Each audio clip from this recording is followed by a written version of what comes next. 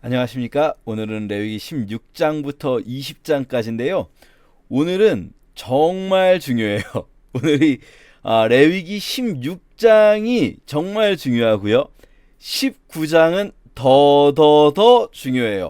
왜냐하면 레위기 16장은 이 레위기 앞부분에서 제일 중요한 장입니다. 레위기 16장을 보시면 이 아론의 두 아들이 여호와 앞에 나아가다가 죽은 후로 시작하죠. 요거 레위기 10장에 있었던 사건으로부터 오지 않습니까? 자, 이게요. 레위기 1장부터 시작했던 제사법의 마지막 부분입니다. 여기까지가 제사법전이거든요. 제사법전의 대단원 부분이에요. 제사법전의 가장 클라이막스 부분에 여기에 대속죄일이라고 하는 제사법의 가장 중요한 제사가 드러납니다. 그래서요, 제사법에서 가장 핵심적인 제사가 여기에 있어요. 그래서 제사법전이 레위기는 크게 두 가지 법전으로 이루어져 있거든요. 1장부터 16장까지 제사법전, 그리고 제사에 관한 법이죠. 17장부터 26장까지 성결법전이라고 부르는 일상에 관한 법이거든요. 그래서 1장부터 16장의 제사법전의 핵심이 16장의 대속죄일법전, 그리고 17장부터 26장까지 성결법전, 일상에 관한 법이 시작되고 27장이 부속법이라고 되어 있기 때문에 16장은 레위기 전반부의 핵심이다라고 할 수 있어서 16장이 중요한데요. 16장보다 더 훨씬 더 중요한 것이 19장. 19장은 왜 더 중요하냐면요. 오경 전체의 구조는요. 레위기를 가운데에 둔 교차대구 구조라고 할 수 있어요. 이 이집트 모압평지, 광야, 시내산. 그리고 이 시내산 한가운데 레위기. 이 레위기를 중심으로 모여 있는데 레위기가 교차대구 구조를 이루고 있어요. 맨 앞쪽에 제사법, 그리고 맨 뒤쪽에 절기법이 있어요. 그러니까 일종의 의식규례들이죠. 제사규례, 절기규례. 그리고 제사법 중에서 이 제사제도 뒤쪽에 뭐가 있었냐면은 제사장규례와 그리고 제사 드릴 수 있는 사람들, 그리고 뒤쪽에도 절기규례 앞쪽으로 절기시의 제사장규례가 있어요. 그리고 그 가운데에 오늘 보게 될 9장을 중심으로 18장과 20장에 뭐가 있냐면요. 자, 18장에 보면 여기에 너는 이제 가나안 땅에 들어가면 애굽 땅과 가나안 땅의 풍속을 따르지 말라고 하면서 이 가나안 지역에 보면요. 그 가나안 지역의 풍속이 주로 성적인 풍속들 따르지 말라. 뭐 어머니의 하체를 범하지 말라. 아버지의 아내의 하체를 범하지 말라. 자매의 하체를 범하지 말라. 손녀나 외손녀의 하체를 범하지 말라. 고모의 하체를 범하지 말라. 이모의 하체를 범하지 말라. 뭐 며느리의 하체를 범하지 말라. 형제의 아내의 하체를 범하지 말라. 뭐 이런 하체를 범하지 말라 시리즈들이 단 말이죠. 18장에. 그리고 20장에 보시면 또 여기도 보시면은 쭉 보시면은 하체를 범하지 말라예요. 다 남의 아내와 간음하지 말라, 이웃의 아내와 간음하지 말라, 아버지의 아내와 동침하는 자는 며느리와 동침하거든 둘 다 죽일지니, 여인과 동침하듯 남자와 동침하면 아내와 자기 장모를 함께 데리고 살면 짐승과 교합하면 반드시 죽이고, 여자가 짐승에게 가까이 교합하면 죽이고, 자매 곧 그 아버지의 딸이나 어머니의 딸을 데려다가 하체를 보고 그러면 죽이고, 이렇게 계속 하체 얘기예요. 이모나 고모의 하체를 범하지 말지니, 숙모와 동침하면 그런 얘기예요. 계속. 자, 그러니까 지금 계속 그 하체를 범하지 않아야 된다는 얘기가 이 18장과 20장을 감싸고 있어요. 그러니까 지금 레위기 19장을 중심으로 해서 레위기의 앞부분과 맨 뒷부분의 의식규례들, 그 앞쪽으로 제사장 규례들, 그리고 또 사람들에 대한 규례들, 그리고 그 안쪽으로 그 가나안 지역의 풍습을 따르지 말라라는 규례들에 있어서 주로 성적 범죄, 그러니까 가나안 지역은 주로 성적 범죄가 심각한 곳인 거죠. 그리고 그 맨 안쪽에 그러면 가나안의 풍습을 따르지 말아야 되면 니네는 무엇을 해야 하는가? 너희는 가나안의 풍습을 따르지 않고 너희는 무엇을 하고 살아야 하는가? 19장이 있는 거예요. 그 19장이 가장 중요한 이 모세오경 전체의 가장 핵심에 19장이 있어요. 자, 레위기는요, 거룩의 책이라고 하거든요. 왜 레위기의 별명이 거룩의 책이냐면요, 레위기가 27장으로 되어 있는데 레위기에 거룩을 어근으로 하는 단어가 261번 들어갑니다. 261번. 그러니까 한 장당 평균 10번 정도 들어가거든요. 레위기 19장도요, 거룩으로 시작해요. 너희는 거룩하라, 여호와 너희 하나님이 거룩함이라. 그러면 이 19장의 주제도 거룩이거든요. 거룩하게 사는 것이 어떻게 사는 게 거룩한 것인가, 이거를 19장이 보여주는 거예요. 자, 과연 어떻게 사는 게 거룩한 것일까요? 우리는 이 19장을 통해서 어떻게 사는 게 거룩한 것이고 우리가 어떻게 살기를 하나님께서 원하실까를 알게 될 거고요. 결국 율법이 무엇인가를 알게 될 거예요. 레위기의 주제를 통해서. 그리고 이 19장 전체의 주제가 곧 율법의 주제이기도 하고요. 그냥 한 가지만 더 말씀드릴게요. 예수님께서 율법 전체에서 제일 핵심적인 율법이 무엇입니까? 라는 질문에 대해서 대답을 하시잖아요. 그것도 우리 다 알죠. 가장 큰 계명이 무엇입니까? 뭐라고 하셨습니까? 2가지 말씀하셨잖아요. 왜 2개 말씀하셨을까요? 이거 예수님 마음대로 대답하시는 거 아니에요. 이게 정해져 있는 거예요. 왜 2개냐면 율법서, 대표적인 율법서가 2권이잖아요. 레위기와 신명기. 그러니까 레위기의 중심 구절하고 신명기의 중심 구절 말씀하신 거예요. 주제 구절들. 그게 하나는 신명기의 주제 구절 말씀하신 거예요. 그게 뭡니까? 신명기 6장 너는 마음을 다하고 뜻을 다하고 힘을 다하여 내 하나님 여호와를 사랑하라. 신명기 6장 5절 말씀하신 거고요. 자, 레위기 19장 이거 말씀하시는 겁니다. 레위기 19장은 총 36절로 되어 있어요. 그럼 가운데는 뭐가 있겠습니까? 18절이 있겠죠. 내 이웃 사랑하기를 내 자신과 같이 사랑하라. 내 이웃을 내 자신과 같이 사랑하라. 이게 레위기 전체의 주제인 거예요. 내 이웃을 내 자신같이 사랑하라. 이게 모든 레위기 율법은 이 말씀 하나에 다 들어있는 거예요. 제사법과 절기법은 왜 주셨습니까? 이 율법을 이루기 위한 거예요. 그러니까 속죄는 왜 합니까? 이것을 위한 율법들을 우리가 지켜야 되는데 이것을 못 지켰을 때 다시 속죄해가지고 우리가 율법을 못 지켰으니까 다시 한번 이 법을 지킬 수 있는 힘을 얻기 위해서 속죄하고 다시 나가서 이 법을 지킬 수 있는 힘을 얻고 다시 이 법을 지키기 위해 나가는 거죠. 그래서 19장이 이 법을 알기 위한 거죠. 그래서 오늘 16장과 19장 너무나 중요하다 생각하면서 16장부터 다시 보도록 하겠습니다. 자, 오늘 정신 바짝 차리고 16장과 19장 볼 텐데요. 먼저 16장부터 보겠습니다. 자, 16장은요. 아론의 2 아들이 나아가다가 죽은 후에 여호와께서 주신 말씀입니다. 10장에서 바로 이어진 건데 사실 그 사이에 11장부터 15장이 끼어 들어가 있었던 거예요. 정한 자, 부정한 자 규례가. 자, 이 성소의 휘장 안에는요. 아무 때나 들어가면 안 돼요. 이곳에 아무 때나 들어가면 죽는 겁니다. 이때는요 1년에 단 하루만 들어갈 수 있는 거예요. 그게 7월 10일 티시리얼 10일 대속죄일입니다. 여기에 들어갈 때는요 숫송아지와 숫양, 사실 이 대속죄일은요 다 써요. 제물을 송아지, 소, 양, 염소를 다 씁니다. 제물을 속죄제, 번제, 화목제를 다 쓰는 날이에요. 그리고 이날은요 에봇, 화려한 옷을 입지 않고요 오직 세마포 옷, 속옷만 입습니다. 그리고 세마포 관을 씁니다.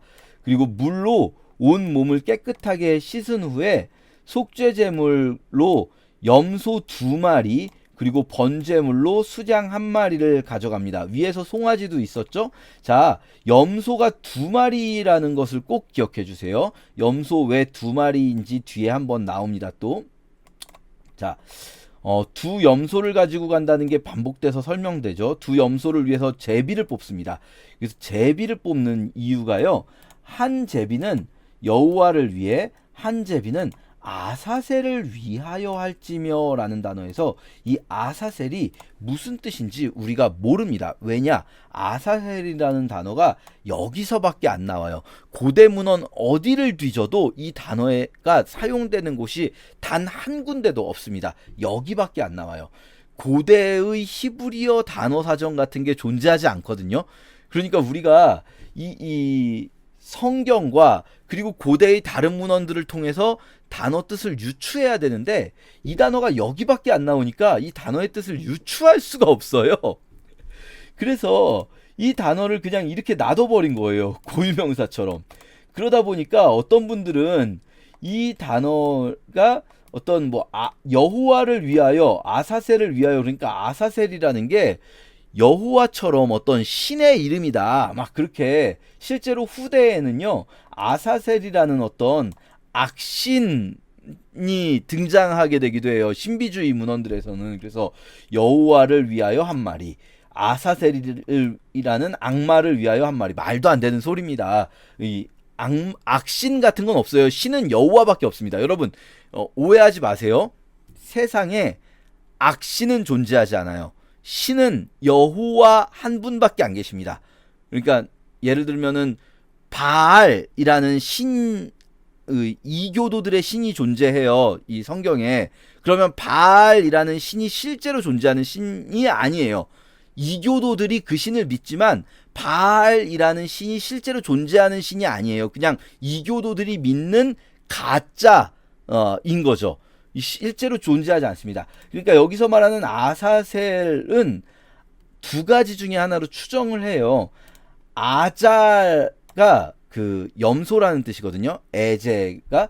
그리고 아젤이 버리다라는 뜻이거든요. 그래서 아젤. 그래서 버려진 염소라는 뜻으로 이게 그 실제로 이 아사셀이 나중에 뭐냐면요. 대속죄일의 염소는 두 가지를 상징해요. 한 마리는 우리 죄를 대신해서 죽고요. 원래 우리가 죽어야 되는데 얘가 우리를 대신해서 죽고요.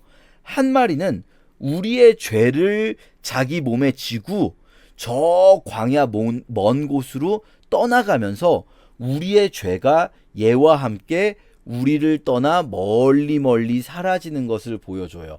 그렇게 해서 아자젤이라는 것은 떠나가는 염소를 의미한다라고 생각을 할 수가 있어요.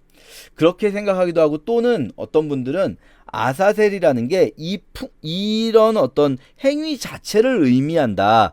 이 행위를 아사셀이라고 부르기도 한다라고 해석하기도 해요. 어쨌든 우리는 아사셀이라는 단어가 무슨 뜻인지 지금은 해석을 못합니다. 몰라요. 여기밖에 안 나왔기 때문에. 근데 어쨌든 아사셀을 위하여 라는 것을 그렇게 해석을 하시면 돼요. 그냥 아사셀을 위하여 라는 것은 떠나보내는 염소예요. 백성들이요, 이 대속죄일에 1년에 한 번 있는 대속죄일에요, 다 같이 보는 거예요. 이 염소가 저 광야 끝까지 떠나가는 거를 다 같이 보고 있는 거예요. 그러면요, 대제사장이 이 염소의 머리 위에 안수할 때 백성들은 다 같이 느끼는 거예요. 우리의 죄가 이 대제사장이 안수할 때 이 염소의 머리 위로 올라가는구나. 그럼 이 염소가 이 광야 끝으로 저 멀리 사라질 때 우리의 죄가 저렇게 떠나가는구나. 하나님이 우리의 죄를 저렇게 떠나보내시는구나. 우리 생각에는 여전히 우리 죄가 우리에게 있는 것 같아도 하나님은 우리가 그렇게 믿기를 원하시는구나. 우리 죄를 저렇게 하나님이 데리고 가신다고 믿기를 원하시는구나. 여러분, 지금도 마찬가지입니다. 하나님은요, 우리가 그렇게 믿기를 원하세요. 우리 생각에는 자꾸 그런 생각 들어요. 염치도 없이 어떻게 그렇게 믿나. 염치가 있어야지 사람이. 아니에요.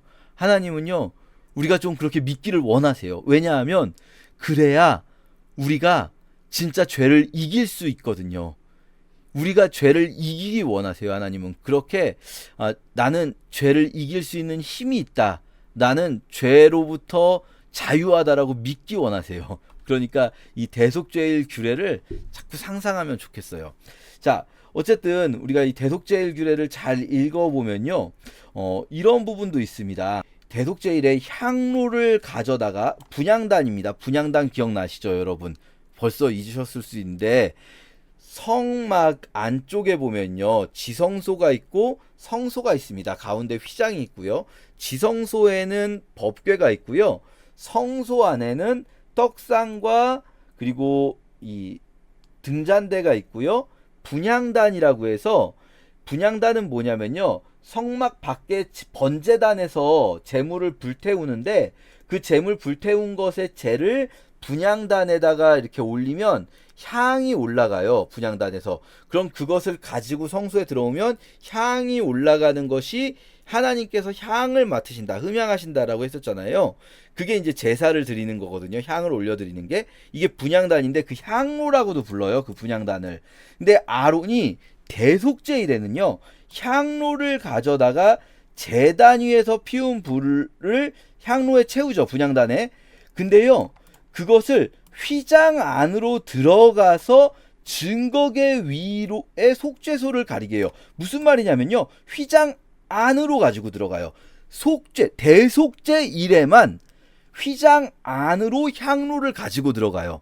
그러니까 원래는 휘장 밖에 있어요. 우리가 다 배웠지만 휘장 밖 성소에 분향단이 있거든요. 성소에. 그러니까 휘장 안쪽에는 법궤만 있는 겁니다. 증거궤만.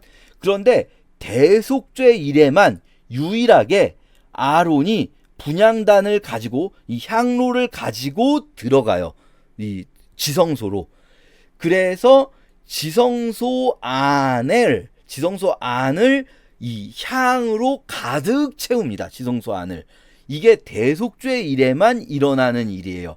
근데요, 여러분, 이거를 잘 기억해보고 이걸 여러분 신약을 읽을 때까지 기억하실지 모르겠는데, 이걸 잘 기억했다가 신약까지 가시면 신약에서 우리가 뭘 읽게 되냐면요, 히브리서 9장을 읽을 때쯤에 기억을 할 리가 없겠다라고 생각이 되기도 하지만, 히브리서 9장 읽다가 많은 분들이 헷갈리는 게, 지성소라 일컫나니 하면서 둘째 휘장대에 있는, 자 보세요, 첫 장막 안에 성소 안에 등잔대와 상과 진설병이 있고, 휘장 뒤에 지성소에 금양로와 언약궤가 있다고 나와요. 그래서 히브리서를 읽으시는 분들 중에 실제로 신약을 읽다가 히브리서 기자가 이거는 오류다라고 하시는 분들이 있어요. 히브리서 연구자들이. 아, 이거는 오류네. 왜냐면은 성소에 등잔대와 상이 있고, 그리고 성소에 금양로가 있어야지. 지성소에는 언약궤만 있는 건데, 지금 성소에 등잔대와 상과 향로가 있고 지성소에는 언약궤만 있어야 되는데 히브리서 기자가 잘못 썼네라고 그러시는 분이 있는데, 그게 아니고 히브리서는 뭘 얘기하고 있는 거냐면요, 히브리서는 대속죄일을 얘기하고 있는 거예요. 히브리서는. 그래서요, 히브리서 9장은 딱 이거 대속죄일이 대제사장이 하는 일을 정확하게 얘기하고 있는 거예요. 이게 히브리서 9장이. 그래서요, 히브리서 9장은 딱 1년 1회에 있는 대속죄일을 이야기하는데, 히브리서는 뭘 얘기하냐면 대속죄일이 영원해진다는 걸 얘기하고 있는 거예요. 1년에 1회에 있는 대속죄일이 예수 그리스도로 인해서 이제는 영원히 대속죄일이 된다는 거예요. 원래는 대속죄일이 1년에 한 번만 있어야 되는데, 예수 그리스도께서 대속죄일을 완전히 이루셨다. 날마다 대속죄일이 된다라는 거죠. 우리에게는. 이게 무슨 의미일까요, 여러분? 우리는 날마다 대속죄일이다. 무슨 의미일까요, 여러분? 잘 생각해 볼게요. 그 향이 뭐라고 했었죠? 이 향. 제가 이것까지 가면 시간 너무 가니까 말로만 할게요. 성도의 기도가 바로 이 분향하는 향은 성도의 기도예요. 여러분, 이거는 우리 앞으로 계속 나올 겁니다.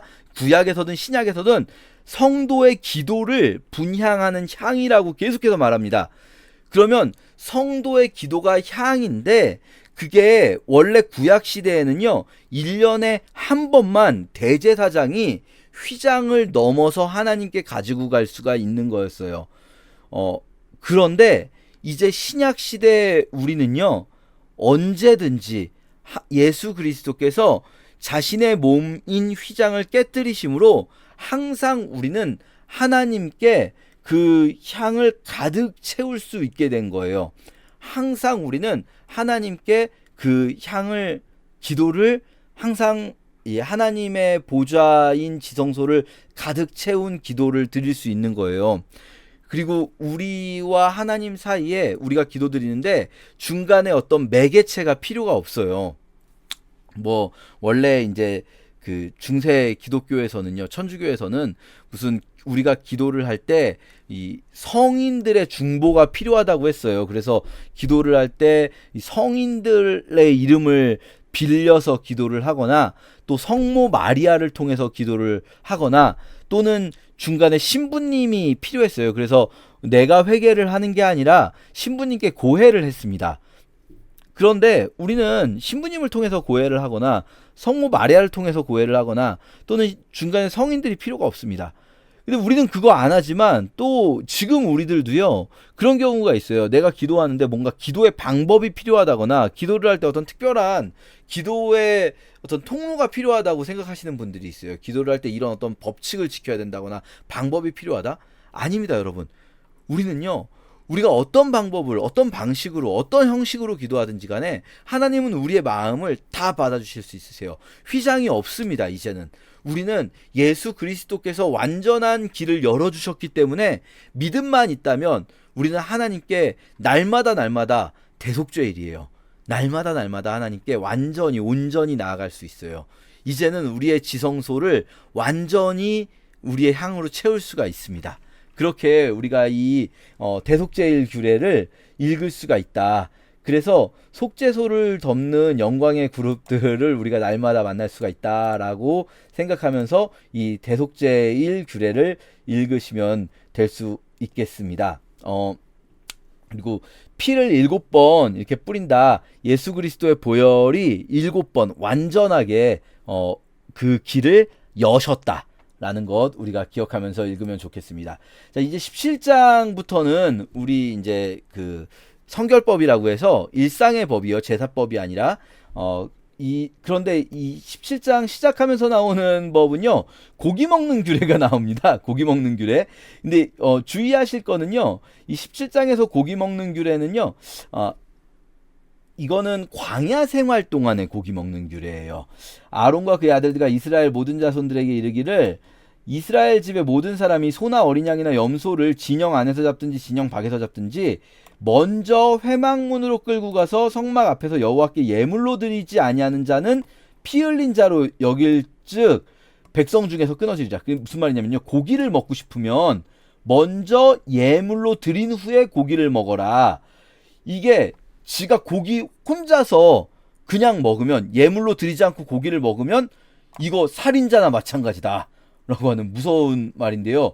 이 무슨 말이냐면, 고기를 먹고 싶으면 제사장에게 주어서 어떤 제물?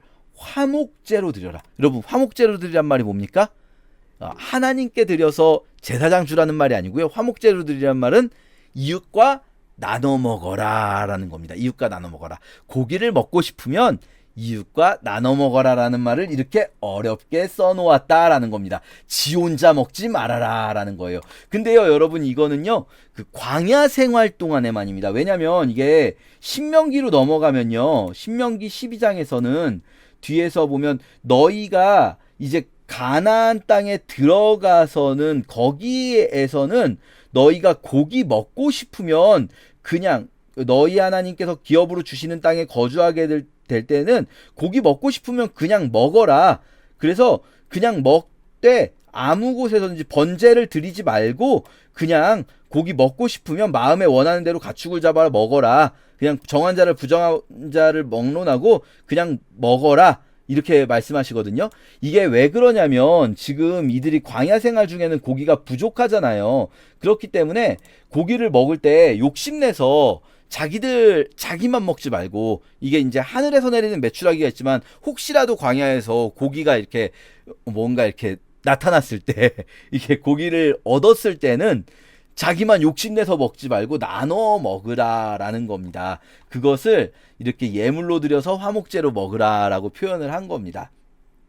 욕심내지 말라라는 거죠. 그래서 그렇게 하는 것이 향기로운 냄새가 되게 하라라고 이렇게 표현한 겁니다. 자, 그리고 전에 음란하게 섬기던 수점소에게 다시는 제사하지 말라, 이런 것도 있죠. 전에 음란하게 섬기던 수점소라고 하면은 이들이 전에 어디에 있었습니까? 이제 이집트에 있었죠. 음란하게 섬겼다는 거는 이게 이제 매춘행위와 좀 관련이 있으면서 동시에 이 이교도들의 제사 풍습이었던 것 같아요. 수점소가 주로 이제 어떤 그 이교도들의 신이었던 것 같습니다. 피를 먹는 자, 이것도 마찬가지로 피를 먹는 것도 이교제사에 대한 금지로 보아야 할 것 같아요. 이거 그냥 단순히 우리나라 사람들 선지 먹는 것 금지하는 것 아니고요. 이거 음식으로서 피를 먹는 것이 아니고 지금 계속 여기에 이 수점소에게 제사하는 것과 마찬가지로 지금 이교제사의 금지 와 같은 개념으로 육체의 생명은 피에 있다라는 것처럼 이교도들이 어떤 동물의 피를 먹으면서, 특히 강한 동물의 피를 먹을 때 내가 이 동물의 능력을 내 몸에 이렇게 먹는다, 이런 고대인들의 사고방식이 있었던 것으로 보입니다. 그런 것들을 금지하고 있는 것으로 보여요. 그렇게 읽으시면 좋겠고요. 자, 18장 아까 말씀드렸죠? 이 18장은 넘어가겠습니다. 조금 야한 내용이니까요. 18장, 20장 그런 내용으로 읽으시면 되겠고요. 19장 중요합니다. 19장은 중요한데 내용 그냥 읽어보시면 아십니다. 무엇이 거룩인지. 부모를 공경하고 안식일을 지키고요. 자, 읽어보시면 아세요. 그래서 뭐 밭 이삭을 거두지 말고, 떨어진 이삭 줍지 말고, 포도원의 열매 다 따지 말고. 왜냐면요, 그런 것들은 가난한 사람들과 거류민들을 위하여 남겨두는 거고요. 도둑질하지 말고요. 이런 게 거룩이에요. 거룩. 이웃을 억압하지 말고, 착취하지 말고요. 품꾼에게 줄 삭을 아침까지 남겨두지 말고, 그러니까 임금 체불하지 말라는 얘기예요. 그게 거룩한 삶이에요. 귀먹은 자를 저주하고, 귀먹은 사람 욕하지 말라는 얘기예요. 안 들리니까 막 욕하는 것 괜찮을 것 같죠? 아니에요. 그게 그렇게 하는 게 거룩이에요.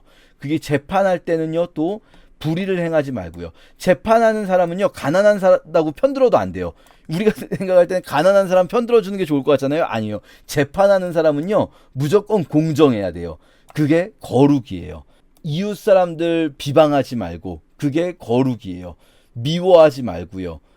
이런 게 거룩이에요. 그냥 이런 건 읽어보시면 될 것 같습니다. 오늘 19장을 읽어보면서요, 이런 게 우리가 드릴 예배라고 생각하면 좋겠어요.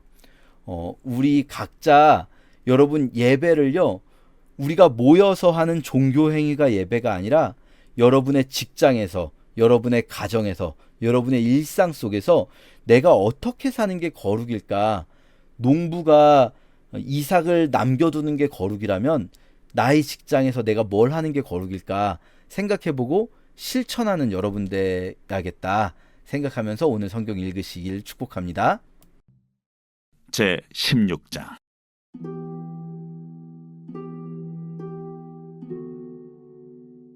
아론의 두 아들이 여호와 앞에 나아가다가 죽은 후에 여호와께서 모세에게 말씀하시니라.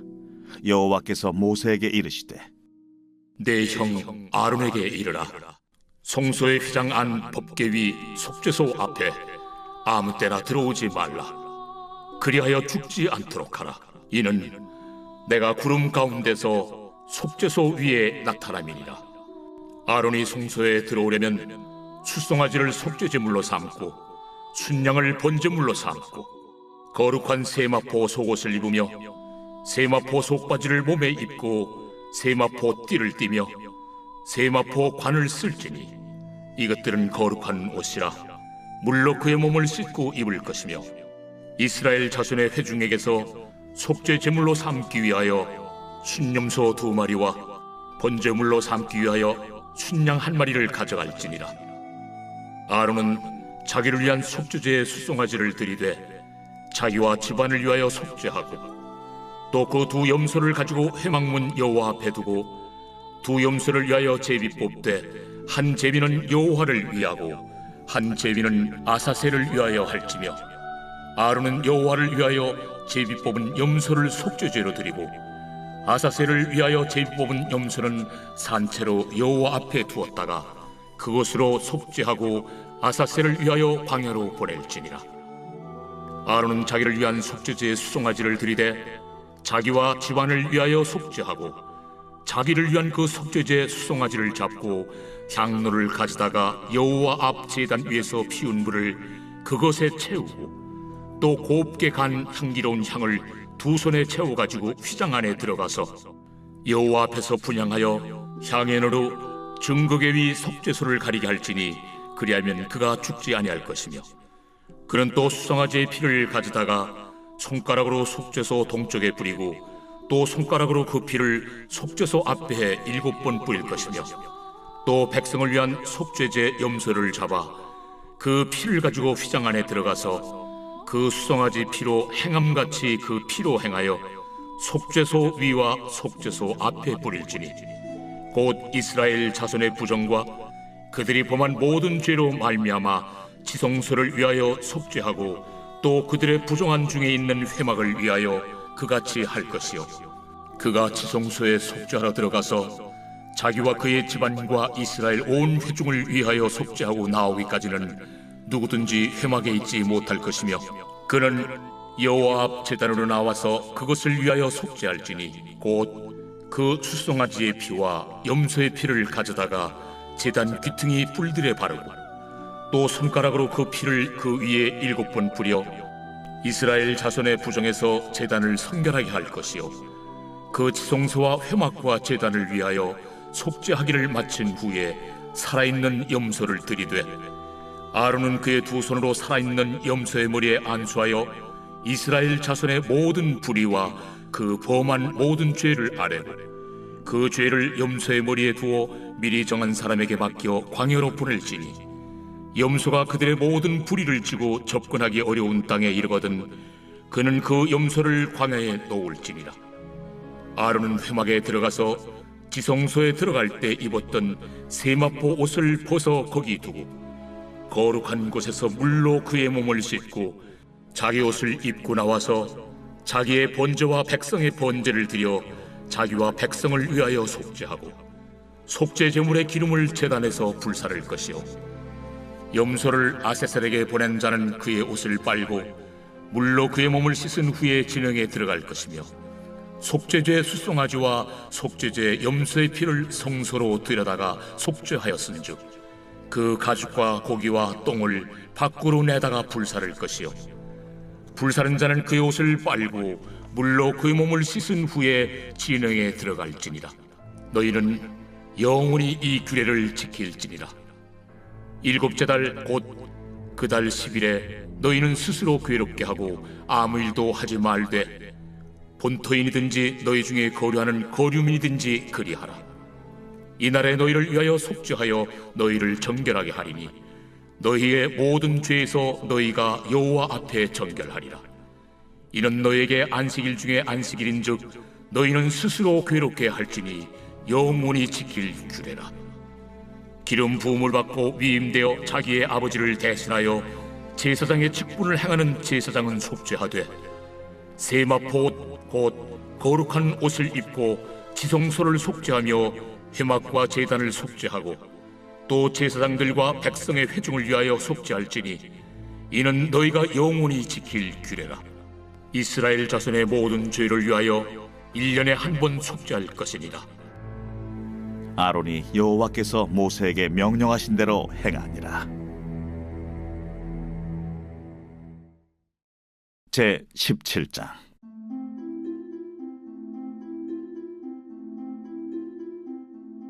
여호와께서 모세에게 말씀하여 이르시되 아론과 그의 아들들과 이스라엘의 모든 자손에게 말하여 그들에게 이르기를 여호와의 명령이 이러하시다 하라. 이스라엘 집의 모든 사람이 소나 어린 양이나 염소를 진영 안에서 잡든지 진영 밖에서 잡든지 먼저 회막문으로 끌고 가서 여호와의 성막 앞에서 여호와께 예물로 드리지 아니하는 자는 피 흘린 자로 여길 것이라. 그가 피를 흘렸은즉 자기 백성 중에서 끊어지리라. 그런즉 이스라엘 자손이 들에서 잡던 그들의 제물을 회막문 여호와께로 끌고 가서 제사장에게 주어 화목제로 여호와께 드려야 할 것이요 제사장은 그 피를 회막문 여호와의 제단에 뿌리고 그 기름을 불살라 여호와께 향기로운 냄새가 되게 할 것이라. 그들은 전에 음란하게 섬기던 순놈소에게 다시 제사하지 말 것이니라. 이는 그들이 대대로 지킬 영원한 규례니라. 너는 또 그들에게 이르라. 이스라엘 집 사람이나 혹은 그들 중에 거류하는 거류민이 번제나 제물을 드리되 회막문으로 가져다가 여호와께 드리지 아니하면 그는 백성 중에서 끊어지리라. 이스라엘 집 사람이나 그들 중에 거류하는 거류민 중에 무슨 피든지 먹는 자가 있으면 내가 그 피를 먹는 그 사람에게는 내 얼굴을 대하여 그를 백성 중에서 끊으리니 육체의 생명은 피에 있으니라. 내가 이 피를 너에게 주어 제단에 뿌려 너희의 생명을 위하여 속죄하게 하였나니 생명이 피에 있으므로 피가 죄를 속하느니라. 그러므로 내가 이스라엘 자손에게 말하기를 너희 중에 아무도 피를 먹지 말며 너희 중에 거류하는 거류민이라도 피를 먹지 말라 하였나니 모든 이스라엘 자손이나 그들 중에 거류하는 거류민이 먹을 만한 짐승이나 새를 사냥하여 잡거든 그것의 피를 흘리고 흙으로 덮을지니라. 모든 생물은 그 피가 생명과 일체라. 그러므로 내가 이스라엘 자손에게 이르기를 너희는 어떤 육체의 피든지 먹지 말라 하였나니 모든 육체의 생명은 그것의 피인즉 그 피를 먹는 모든 자는 끊어지리라. 또 스스로 죽은 것이나 들짐승에게 찢겨 죽은 것을 먹은 모든 자는 본토인이거나 거류민이거나 그의 옷을 빨고 물로 몸을 씻을 것이며 저녁까지 부정하고 그 후에는 정하려니와 그가 빨지 아니하거나 그의 몸을 물로 씻지 아니하면 그가 죄를 담당하리라. 제 18장.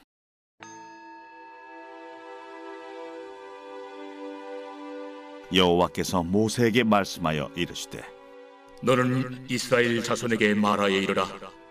나는 여호와 너희의 하나님이니라. 너희는 너희가 거주하던 애굽 땅의 풍속을 따르지 말며 내가 너희를 인도할 가나안 땅의 풍속과 규례도 행하지 말고 너희는 내 법도를 따르며 내 규례를 지켜 그대로 행하라. 나는 너희의 하나님 여호와이니라. 너희는 내 규례와 법도를 지키라. 사람이 이를 행하면 그로 말미암아 살리라. 나는 여호와이니라. 각 사람은 자기의 살부치를 가까이 하여 그의 하체를 범하지 말라. 나는 여호와이니라.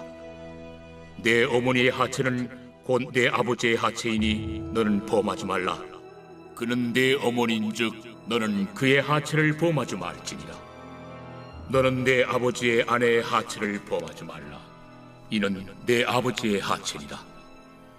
너는 내 자매 곧 내 아버지의 딸이나 내 어머니의 딸이나 집에서나 다른 곳에서 출생하였음을 막론하고 그들의 하체를 범하지 말지니라. 내 손녀나 내 외손녀의 하체를 범하지 말라. 이는 내 하체니라. 내 아버지의 아내가 내 아버지에게 낳은 딸은 내 누이이니 너는 그의 하체를 범하지 말지니라. 너는 내 고모의 하체를 범하지 말라. 그는 내 아버지의 살부치니라. 너는 내 이모의 하체를 범하지 말라. 그는 내 어머니의 살부치니라. 너는 내 아버지 형제의 아내를 가까이 하여 그의 하체를 범하지 말라. 그는 내 숙모니라.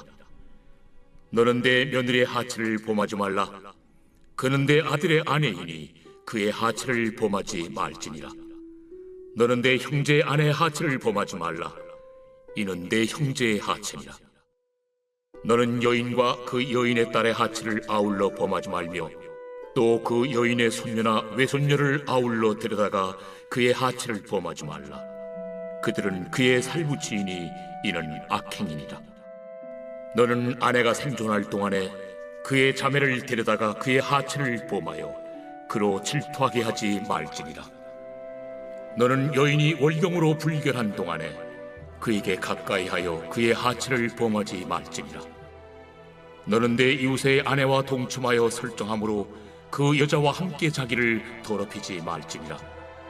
너는 결단코 자녀를 몰렉에게 주어 불로 통과하게 함으로 내 하나님의 이름을 욕되게 하지 말라. 나는 여호와이니라. 너는 여자와 동침함 같이 남자와 동침하지 말라. 이는 가증한 일이니라. 너는 짐승과 교합하여 자기를 더럽히지 말며 여자는 짐승 앞에 서서 그것과 교접하지 말라. 이는 문란한 일이니라. 너희는 이 모든 일로 스스로 더럽히지 말라. 내가 너희 앞에서 쫓아내는 족속들이 이 모든 일로 말미암아 더러워졌고 그 땅도 더러워졌으므로 내가 그 악으로 말미암아 벌하고 그 땅도 스스로 그 주민을 토하여 내느니라. 그러므로 너희 곧 너희의 동족이나 혹은 너희 중에 거류하는 거류민이나 내 규례와 내 법도를 지키고 이런 가증한 일에 하나라도 행하지 말라. 너희가 전에 있던 그 땅 주민이 이 모든 가증한 일을 행하였고 그 땅도 더러워졌느니라. 너희도 더럽히면 그 땅이 너희가 있기 전 주민을 토함같이 너희를 토할까 하노라. 이 가증한 모든 일을 행하는 자는 그 백성 중에서 끊어지리라. 그러므로 너희는 내 명령을 지키고 너희가 들어가기 전에 행하던 가증한 풍속을 하나라도 따름으로 스스로 더럽히지 말라. 나는 너희 하나님 여호와이니라. 제 19장.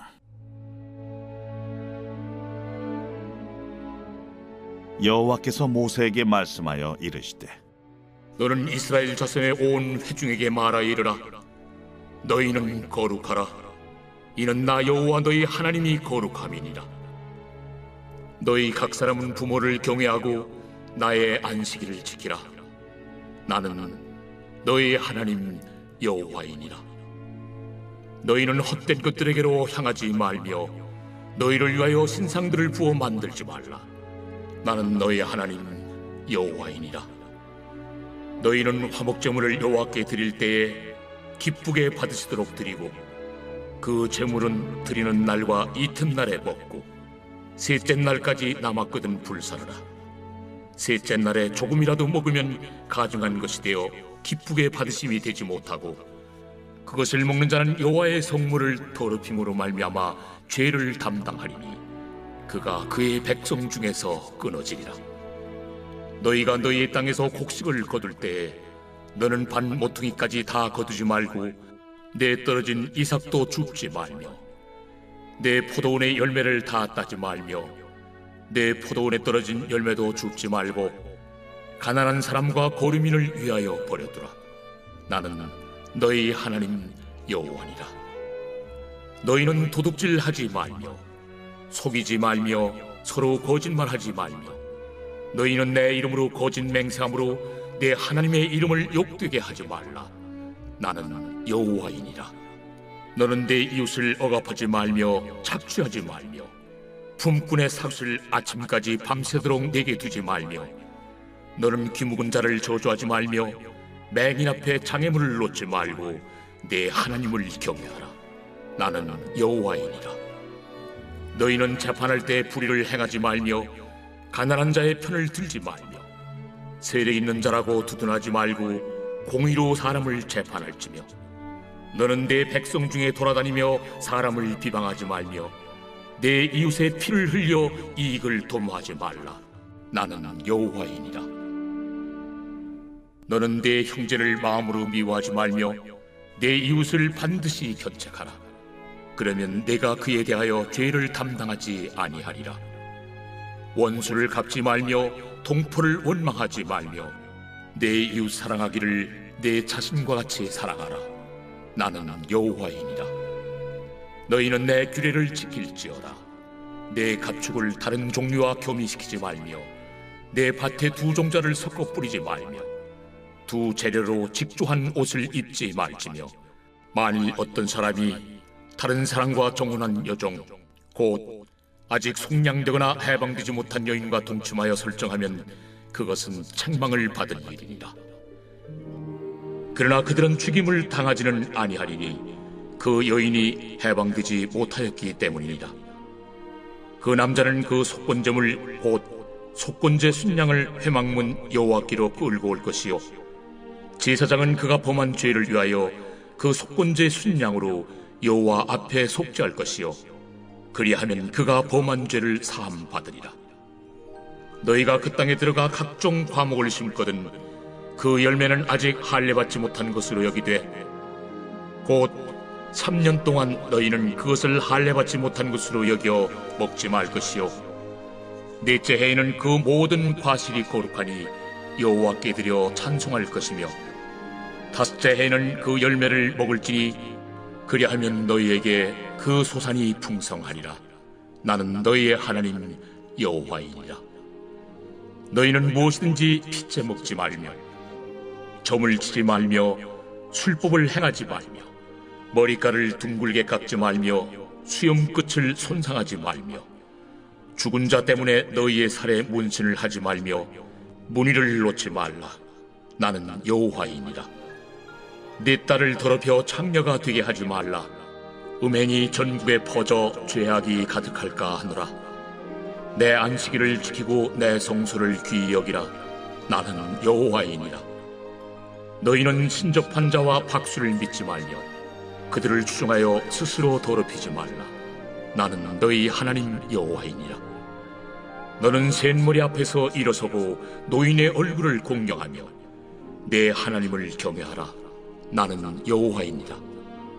거류민이 너희의 땅에 거류하여 함께 있거든 너희는 그를 학대하지 말고 너희와 함께 있는 거류민을 너희 중에서 나은 자같이 여기며 자기같이 사랑하라.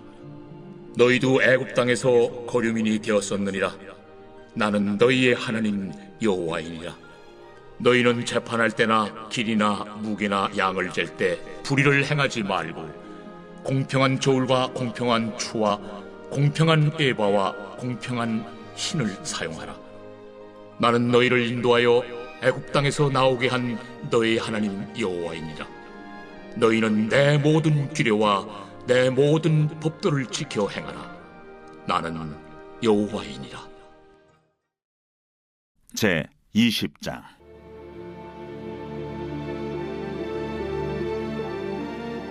여호와께서 모세에게 말씀하여 이르시되 너는 이스라엘 자손에게 또 이르라. 그가 이스라엘 자손이든지 이스라엘에 거류하는 거류민이든지 그의 자식을 몰렉에게 주면 반드시 죽이되 그 지방 사람이 돌로 칠 것이요 나도 그 사람에게 진노하여 그를 그의 백성 중에서 끊으리니 이는 그가 그의 자식을 몰렉에게 주어서 내 성소를 더럽히고 내 성호를 욕되게 하였습니다. 그가 그의 자식을 몰렉에게 주는 것을 그 지방 사람이 못 본 채하고 그를 죽이지 아니하면 내가 그 사람과 그의 권속에게 진노하여 그와 그를 본받아 몰렉을 음란하게 섬기는 모든 사람을 그들의 백성 중에서 끊으리라. 접신한 자와 박수무당을 음란하게 따르는 자에게는 내가 진노하여 그를 그의 백성 중에서 끊으리니 너희는 스스로 깨끗하게 하여 거룩할지어다. 나는 너희 하나님 여호와이니라. 너희는 내 규례를 지켜 행하라. 나는 너희를 거룩하게 하는 여호와이니라. 만일 누구든지 자기의 아버지나 어머니를 저주하는 자는 반드시 죽일지니 그가 자기의 아버지나 어머니를 저주하였은즉 그의 피가 자기에게로 돌아가리라. 누구든지 남의 아내와 간음하는 자 곧 그의 이웃의 아내와 간음하는 자는 그 간부와 음부를 반드시 죽일지니라. 누구든지 그의 아버지의 아내와 동침하는 자는 그의 아버지의 하체를 범하였은즉 둘 다 반드시 죽일지니 그들의 피가 자기들에게로 돌아가니라. 누구든지 그의 며느리와 동침하거든 둘 다 반드시 죽일지니 그들이 가증한 일을 행하였습니다. 그들의 피가 자기들에게로 돌아가니라. 누구든지 여인과 동침하듯 남자와 동침하면 둘 다 가증한 일을 행함인즉 반드시 죽일지니 자기의 피가 자기에게로 돌아가리라. 누구든지 아내와 자기의 장모를 함께 데리고 살면 악행인즉 그와 그들을 함께 불살을지니 이는 너희 중에 악행이 없게 하려 함이니라. 남자가 짐승과 교합하면 반드시 죽이고 너희는 그 짐승도 죽일 것이며 여자가 짐승에게 가까이하여 교합하면 너는 여자와 짐승을 죽이되 그들을 반드시 죽일지니 그들의 피가 자기들에게로 돌아가리라. 누구든지 그의 자매 곧 그의 아버지의 딸이나 그의 어머니의 딸을 데려다가 그 여자의 하체를 보고 여자는 그 남자의 하체를 보면 부끄러운 일이라. 그들의 민족 앞에서 그들이 끊어질지니 그가 자기의 자매의 하체를 범하였은즉 그가 그의 죄를 담당하리라. 누구든지 월경 중에 여인과 동침하여 그의 하체를 범하면 남자는 그 여인의 근원을 드러냈고 여인은 자기의 피 근원을 드러냈음인즉 둘 다 백성 중에서 끊어지리라. 내 이모나 고모의 하체를 범하지 말지니 이는 살부치의 하체인즉 그들이 그들의 죄를 담당하리라. 누구든지 그의 숙모와 동침하면 그의 숙부의 하체를 범함이니 그들은 그들의 죄를 담당하여 자식이 없이 죽으리라. 누구든지 그의 형제의 아내를 데리고 살면 더러운 일이라. 그가 그의 형제의 하체를 범함이니 그들에게 자식이 없으리라. 너희는 나의 모든 규례와 법들을 지켜 행하라. 그리하여 내가 너희를 인도하여 거주하게 하는 땅이 너희를 토하지 아니하리라. 너희는 내가 너희 앞에서 쫓아내는 족속의 풍속을 따르지 말라. 그들이 이 모든 일을 행함으로 내가 그들을 가증히 여기노라. 내가 전에 너희에게 이르기를 너희가 그들의 땅을 기업으로 받을 것이라. 내가 그 땅 곧 젖과 꿀이 흐르는 땅을 너희에게 주어 유업을 삼게 하리라 하였노라. 나는 너희를 만민 중에서 구별한 너희 하나님 여호와이니라. 너희는 짐승이 정하고 부정함과 새가 정하고 부정함을 구별하고 내가 너희를 위하여 부정한 것으로 구별한 짐승이나 새나 땅에 기는 것들로 너희의 몸을 더럽히지 말라. 너희는 나에게 거룩할지어다. 이는 나 여호와가 거룩하고 내가 또 너희를 나의 소유로 삼으려고 너희를 만민 중에서 구별하였음이니라. 남자나 여자가 접신하거나 박수무당이 되거든 반드시 죽일지니 곧 돌로 그를 치라. 그들의 피가 자기들에게로 돌아가리라.